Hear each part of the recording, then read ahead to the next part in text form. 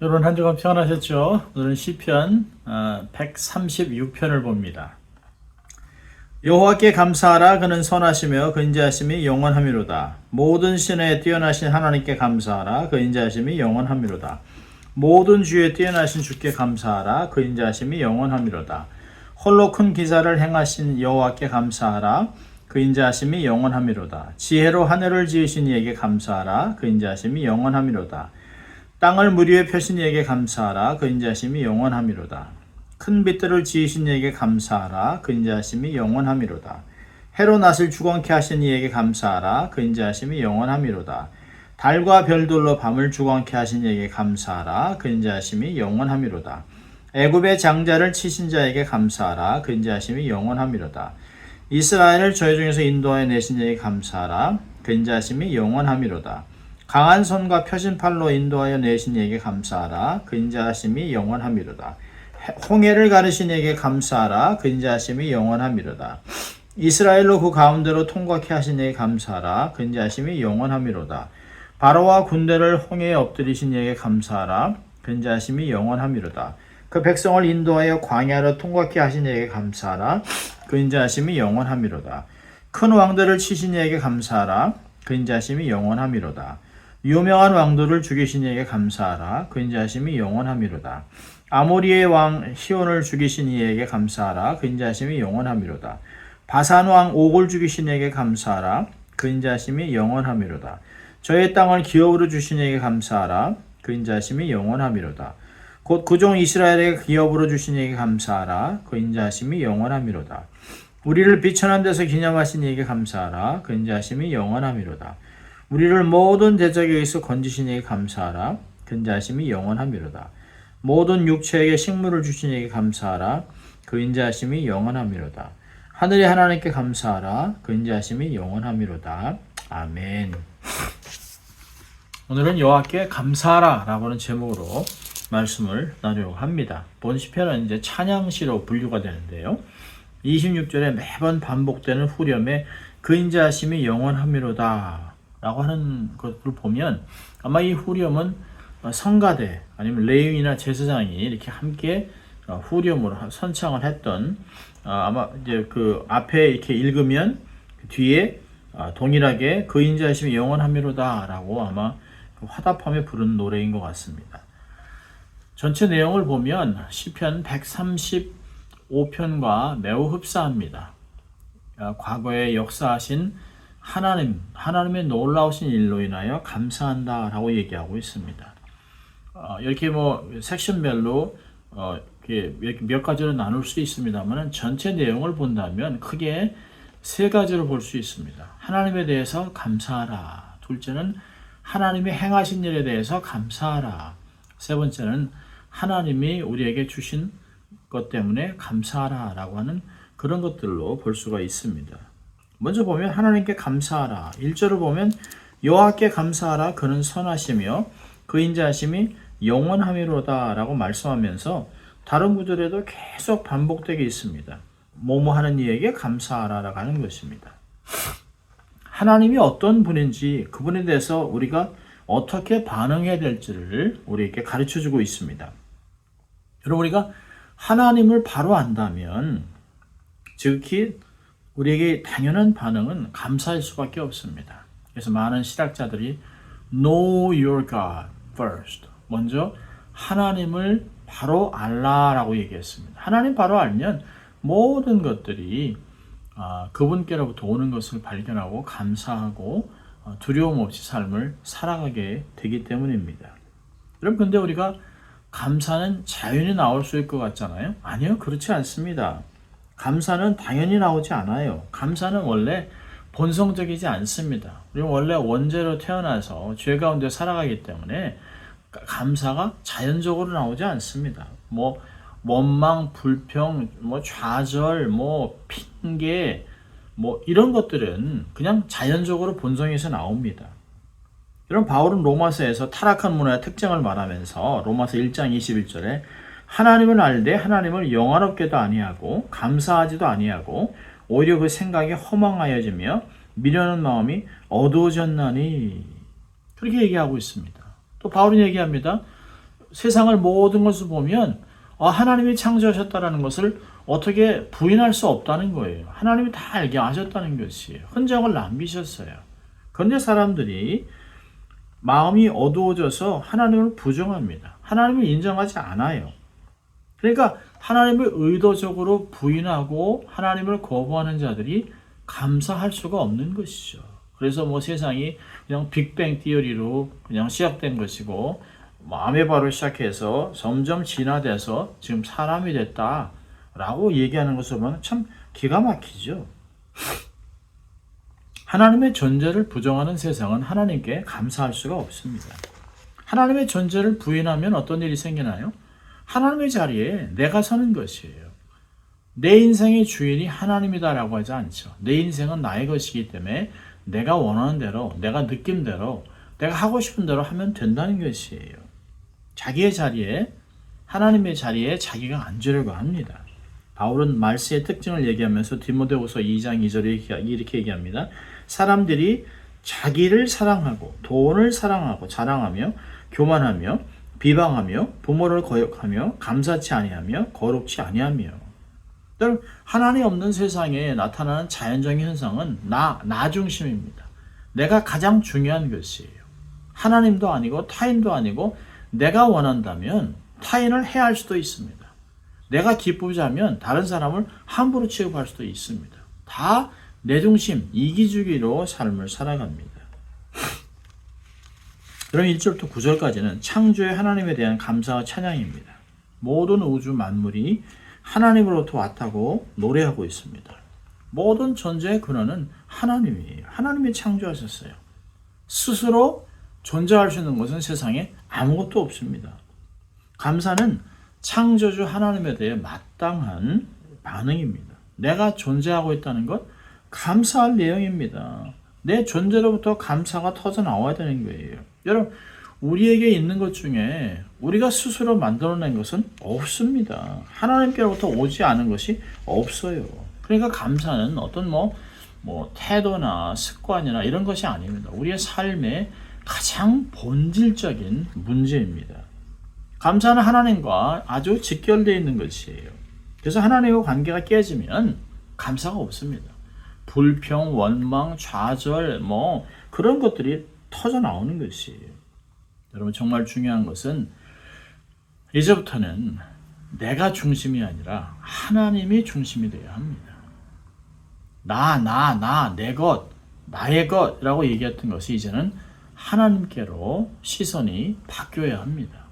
하나님의 뜻을 찾고 하나님의 나라를 먼저 구하고 하나님의 영광을 살아가고 하나님의 내 삶의 주인인 것을 고백하며 살아가야 합니다. 시선을 하나님께 고정시켜야 합니다. 여러분, 예배가 뭘까요? 예배는 우리의 시선을 하나님께 다시 고정하는 것이에요. 수정하는 것이에요. 하나님께 눈을 드는 것입니다. 여러분, 우리가 하나님을 인정하고 하나님께 감사하기 시작하면 우리의 삶의 대부분은 그냥 자연스럽게 해결이 됩니다.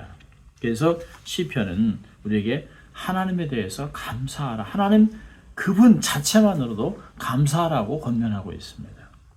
그러니까 두 번째로 전체 지난주 뵀던 135편이나 오늘 보는 136편이 다 동일하게 하나님이 행하신 일들을 감사하고 있습니다.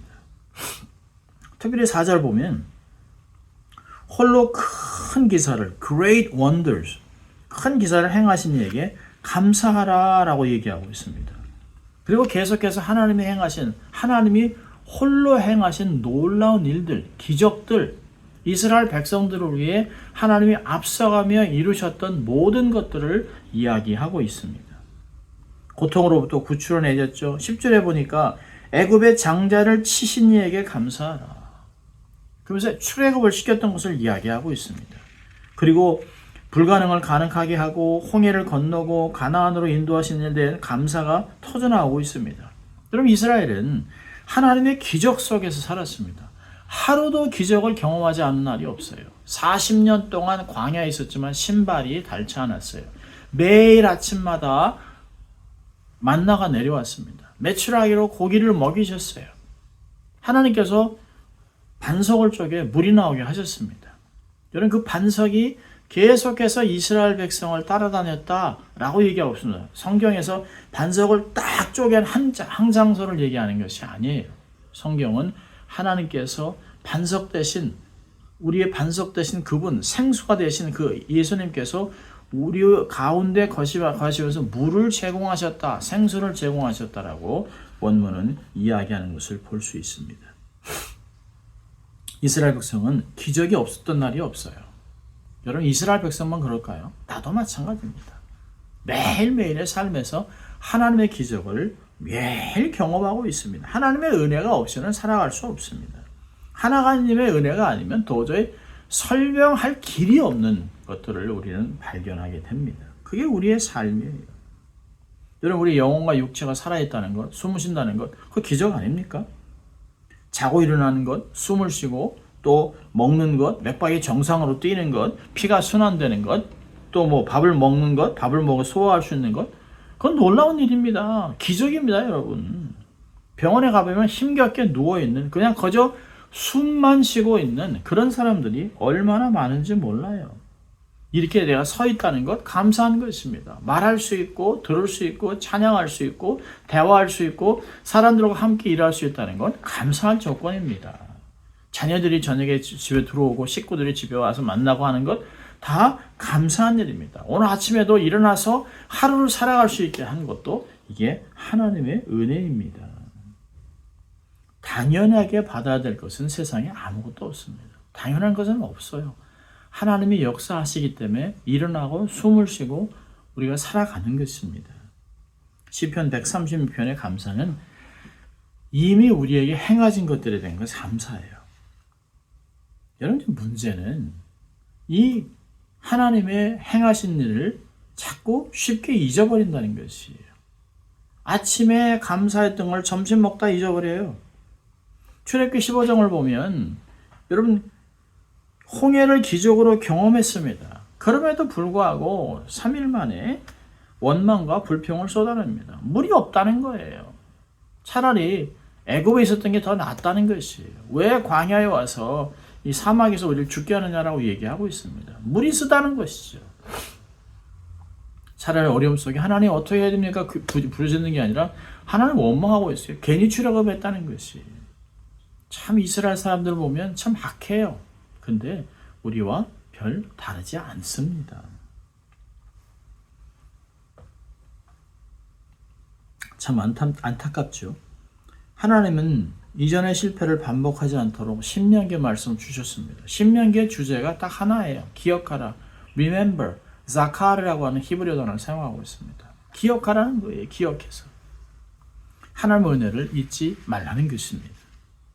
여러분, 감사는 본성에서 나오지 않아요. 영적인 계속해서 훈련을 통해서 정말 날마다 하나님 앞에서 수련을 통해서 계속해서 다듬어줘야 됩니다. 여러분, 내 생각대로 돌아가지 않는다고 낙심하고 원망하지 마세요. 어떤 일도 하나님을 벗어나서 일어나는 것이 없어요. 세상에 우연이 없습니다. 여러분, 세상 사람들은 자기들이 원하는 대로 이루어져야 형통이라고 얘기를 해요. 그렇게 원해요. 그러나 내가 원하는 대로 돌아가지 않아도 형통이에요. 왜냐하면 하나님이 모든 것을 합력하여 선을 이루시기 때문입니다. 세상에 우연은 없어요. 모든 것이 하나님의 손길에 있습니다. 모든 것이 하나님의 섭리 가운데 일어납니다. 어려운 환경, 이해하기 힘들어도 우리는 감사해야 돼요. 의지를 동원해서 감사해야 됩니다. 왜요? 하나님이 역사하기 때문에. 우리는 모르기 때문에. 하나님이 저 보좌 위에서 다스리는 것을 우리는 어떻게 알겠습니까? 전쟁, 우리는 이해할 수 없어요. 가뭄, 이해할 수 없어요. 홍수, 이해할 수 없어요. 어려움, 이해할 수 없어요. 의인들이 핍박을 당하는 걸 이해할 수 없지만 하나님은 모든 것을 통치하고 있습니다. 한치의 오차도 없이 하나님이 진행하고 있습니다.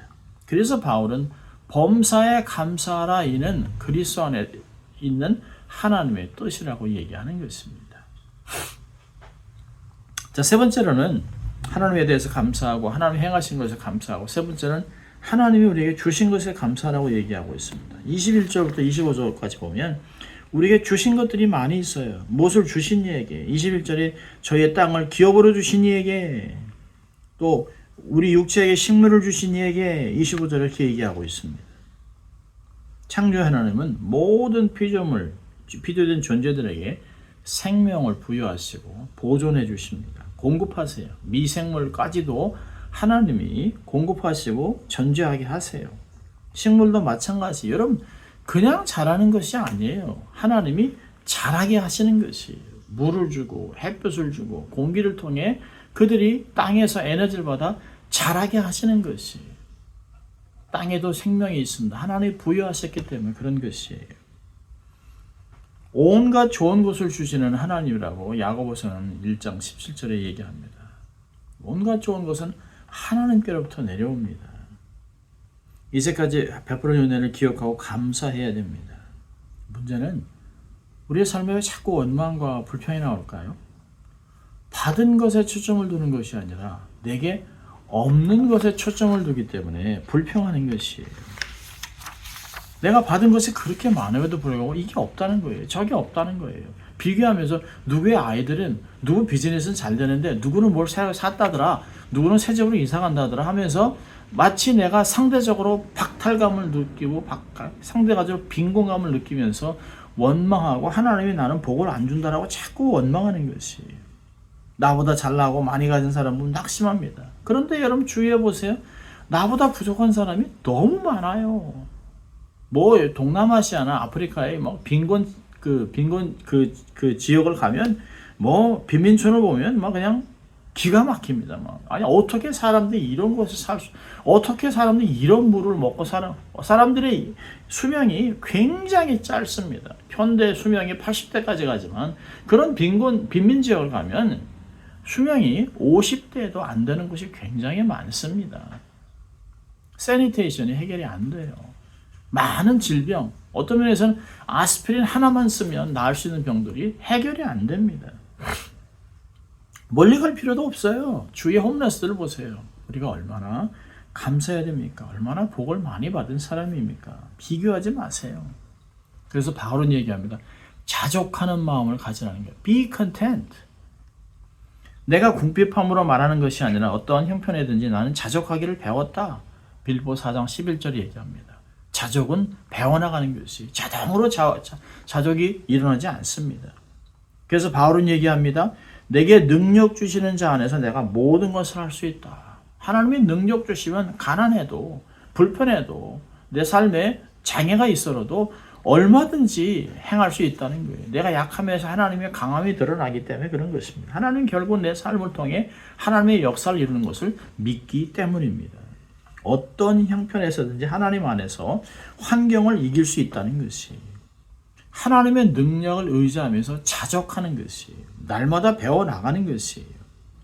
그래서 과거에서도 하나님이 주셨지만 앞으로도 하나님이 동일하게 하나님의 어제나 오늘의 영원토록 동일하신 그 하나님이 앞으로도 우리의 필요를 채워주실 것을 믿는 것이에요.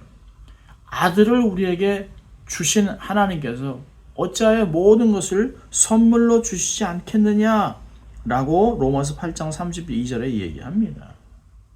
아들까지 내어준 이가 뭐 물질, 건강 이런 건 아무것도 아닙니다. 하나님이 얼마든지 할 수 있다는 것이에요.